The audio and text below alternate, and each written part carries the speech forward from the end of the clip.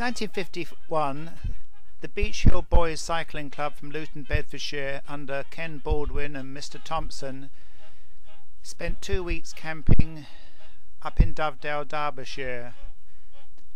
They went up the A6 through Market Harborough.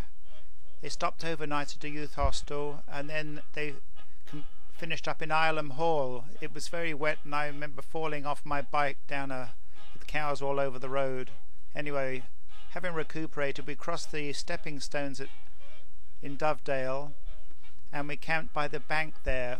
It rained tremendously the first few nights. We dug trenches, but to no avail.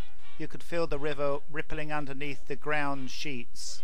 So we moved to higher ground, and we were good for the rest of the 2 weeks. Even though it rained almost every day, we still had a good time.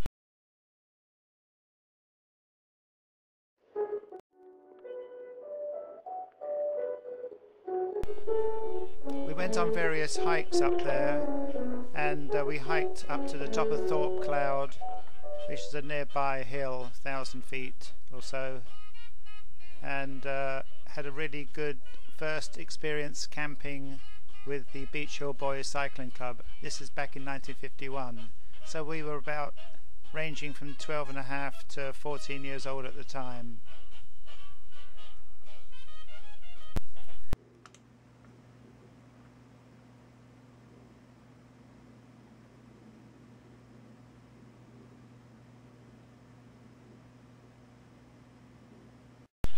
Luton Boys Cycling Tour of Lorna Doone Country.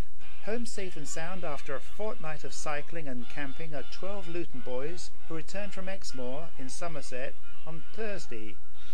They are members of the Beech Hill School Cycling Club and include 5 old boys who still keep in contact with the school through the medium of the club.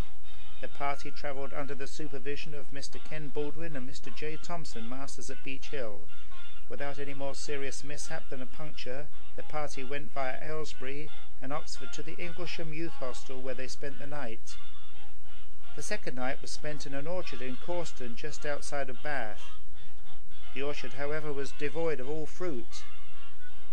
On the Monday, the party reached Somerset via Cheddar, where they spent an enjoyable 2.5 hours, and Bridgewater and Kilve, where the night was spent on the coast.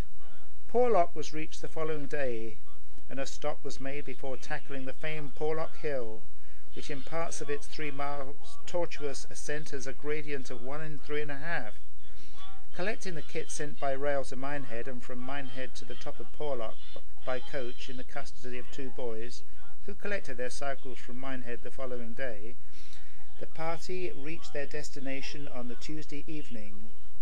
Tents were pitched beside Robbers Bridge, made famous in the book Lorna Doone, and an enjoyable week was spent swimming in the stream and rambling the beautiful hills and valleys of Exmoor.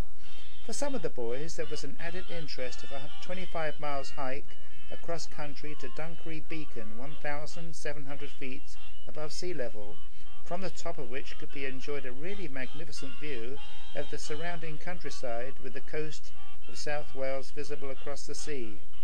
Beginning the return journey on Wednesday, the party arrived home by a slightly different route late the following day, after having slept in a hayloft at Shepton Mallet.